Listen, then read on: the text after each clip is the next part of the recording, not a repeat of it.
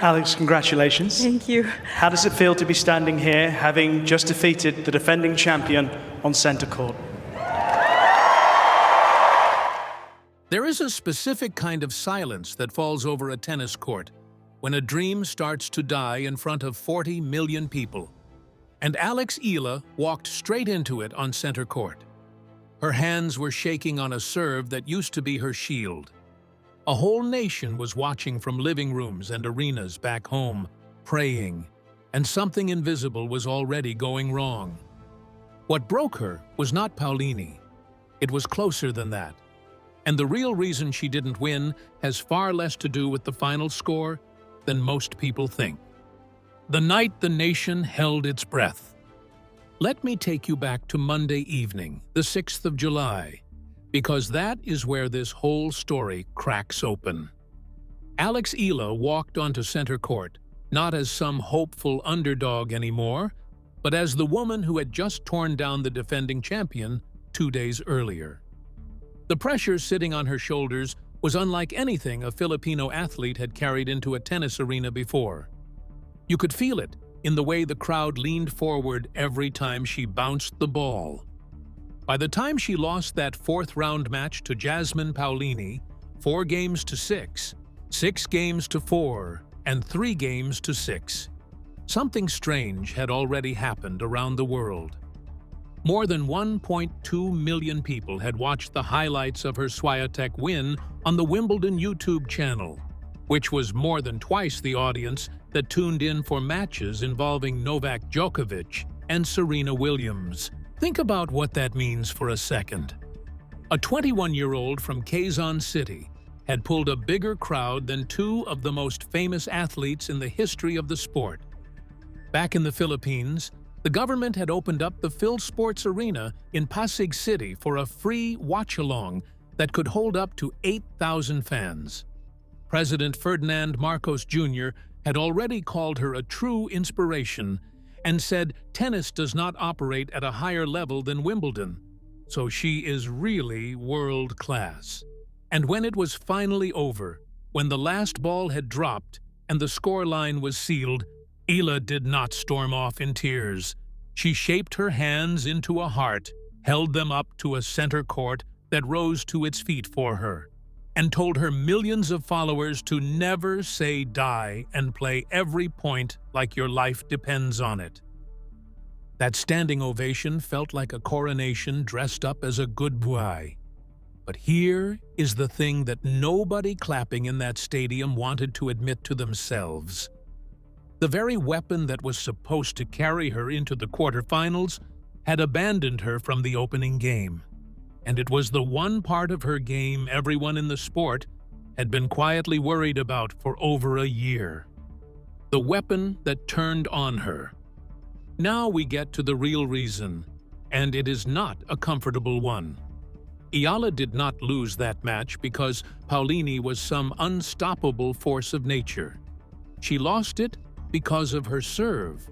And if you know anything about the way she plays, you already felt this coming before the first set was done. Her first serve on that day was floating across the net at a leisurely 80 miles per hour or slower, and it was only landing in about half the time. The official numbers put her first serve percentage at just 55.7, which means nearly every second point she was starting from behind before the rally even began. At one point, one of her serves registered a pathetic 65 miles per hour, which is the kind of speed a club player would hit on a lazy Sunday. The lowest moment came at 4-1 down in the opening set, when she pushed a first serve that barely tickled the bottom of the net, and then followed it up by clanking her second serve long. Here is where it gets brutal. She won only 48.7% of her second serve points, and Paolini feasted on it. Every soft delivery was an invitation, and the Italian accepted every single one of them by stepping in and taking the ball early. When you cannot trust your own serve, you stop playing tennis and you start apologizing for it. You defend when you should attack. You flinch when you should swing. And this was never a secret. The analyst Jill Gross had already said out loud that Eala has the worst serve in the top 50, yet somehow she was sustaining herself in the top 40 on pure talent everywhere else. The BBC commentator Anne Keothavong pointed out during the tournament that Eala's average second serve speed of 74 miles per hour sits miserably below the tour average of 86 and the top 10 average of 92. So this weakness was not some shocking twist. It was a crack in the foundation that everyone could see, waiting for the wrong day to give way. What makes this so painful is that the exact same slow serve had been a genuine weapon just 48 hours earlier against Iga Swiatek. So the question that should be haunting you right now is simple. If the technique did not change overnight, then what on earth happened to her between Saturday and Monday? The ghost of Saturday's victory. The answer lives in the 2 days that came before, and it is more human than any statistic. Beating Swiatek was not just a win for Eala. It was an earthquake. It was the biggest emotional moment of her entire career, detonating on the sport's grandest stage. And you do not simply switch that off and go back to normal like nothing happened. Eala admitted it herself afterwards with a kind of quiet honesty that told you everything. She said she did have to manage the emotions and that it was part of professionalism, and that this was not the first time she had scored a huge win and then had to play again 2 days later. Read between those careful words, and you can hear a young woman who spent 48 hours trying to come down from the highest peak of her life while the whole world screamed her name. The proof is buried in the service numbers, and this comparison is the part that should stop you cold. Against Swiatek, she was averaging 86.3 miles per hour on her first serve. She cracked 4 aces. She committed 0 double faults, and she won 55% of her second serve points. Swiatek herself confessed after that defeat that it was tougher mentally for her to accept the missed returns coming off those slow serves. So the serve was working. It was doing its job beautifully. Then Monday arrived, and that same delivery became a liability she could not hide. 3 double faults instead of none. Under 50% of second serve points instead of 55.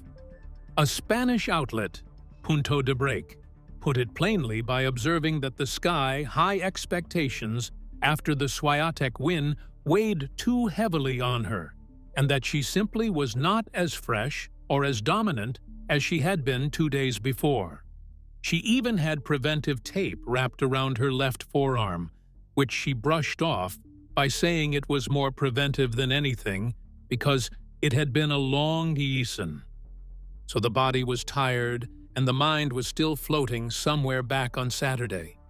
And yet, drained and flat as she was, Eala still managed to claw her way to winning the second set and dragging this thing into a decider. That alone tells you she had the game to win. What she did not fully understand yet was that the woman standing on the other side of the net had built an entire career out of waiting patiently for exactly this moment. The woman who knew how to wait. You cannot tell the real story of this loss without giving Jasmine Paolini her due, because experience is the quietest killer in all of sport. Paolini is 30 years old and she has lived through the fire that Eala is only just walking into. She is a former world number 4, the joint highest-ranked Italian woman in history, and she reached the finals of both the French Open and Wimbledon in the same year not long ago. She knows what the second week of a Grand Slam feels like in a way Eala simply cannot yet.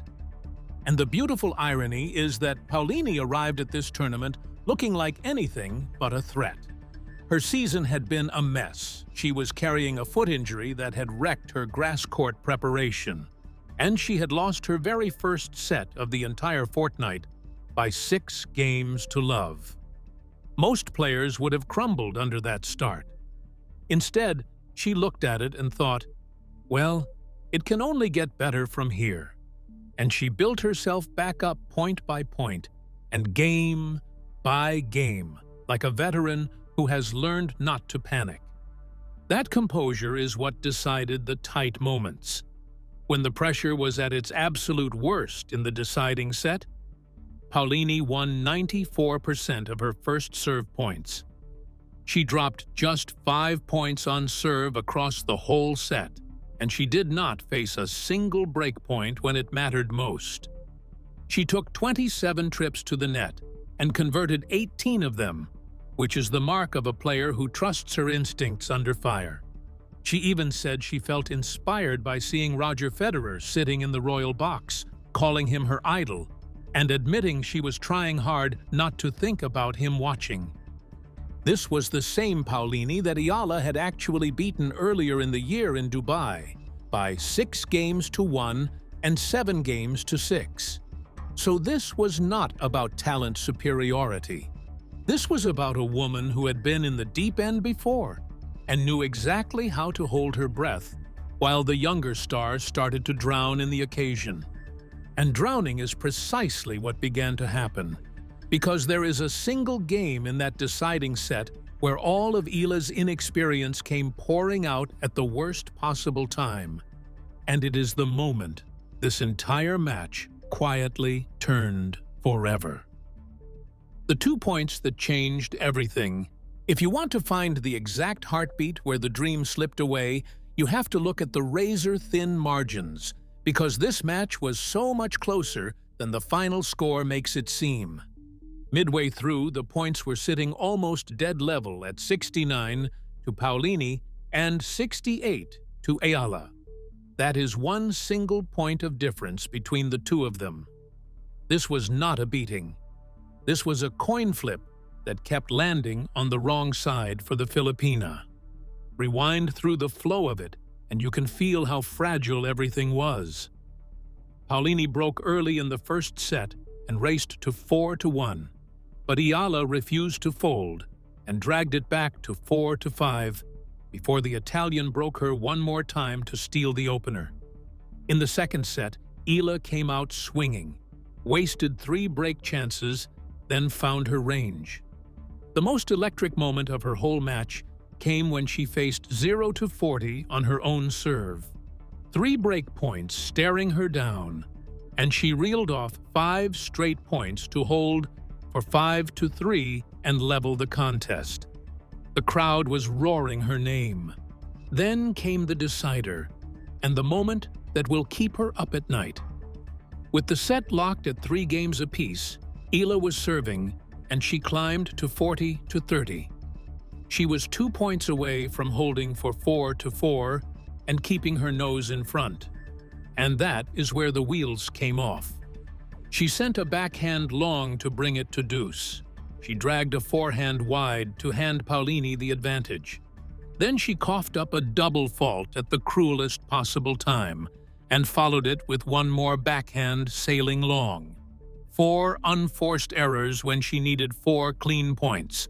And just like that, Paolini broke through for 5-3 and served the match out. Across the entire afternoon, Eala converted only 3 of her 10 breakpoint chances, and in a match decided by a single point of separation, those wasted opportunities are the difference between a quarterfinal and a plane ticket home.